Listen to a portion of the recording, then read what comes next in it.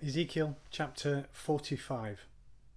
When you allot the land as an inheritance, you are to present to the Lord a portion of the land as a sacred district, 25,000 cubits long and 20,000 cubits wide. The entire area will be holy. Of this, a section 500 cubits square is to be for the sanctuary, with 50 cubits around it for open land. In the sacred district, measure off a section 25,000 cubits long and 10,000 cubits wide. In it will be the sanctuary, the most holy place. It will be the sacred portion of the land for the priests who minister in the sanctuary and who draw near to minister before the Lord. It will be a place for their houses as well as a holy place for the sanctuary. An area 25,000 cubits long and 10,000 cubits wide will belong to the Levites who serve in the temple as their possession for towns to live in. You are to give the city as its property an area 5,000 cubits wide and 25,000 cubits long, adjoining the sacred portion. It will belong to the whole house of Israel. The prince will have the land bordering each side of the area formed by the sacred district and the property of the city. It will extend westward from the west side and eastward from the east side, running lengthwise from the western to the eastern borders, parallel to one of the tribal portions. This land will be his possession in Israel, and my princes will no longer oppress my people, but will allow the house of Israel to possess the land according to their tribes. This is what the sovereign Lord says. You have gone far enough, O princes of Israel. Give up your violence and oppression, and do what is just and right. Stop dispossessing my people, declares the sovereign Lord. You are to use accurate scales, an accurate ephah, and an accurate bath. The ephah and the bath are to be the same size, the bath containing 1/10 of a homer, and the ephah 1/10 of a homer.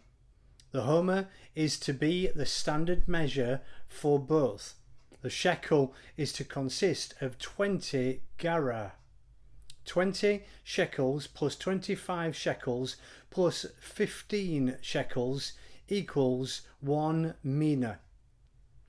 This is the special gift you are to offer: 1/6 of an ephah from each homer of wheat, and 1/6 of an ephah from each homer of barley. The prescribed portion of oil, measured by the bath, in the 1/10 of a bath from each core, which consists of 10 baths or 1 homer, for 10 baths are equal to a homer. Also, 1 sheep is to be taken from every flock of 200 from the well-watered pastures of Israel. These will be used for the grain offerings, burnt offerings, and fellowship offerings, to make atonement for the people, declares the sovereign Lord.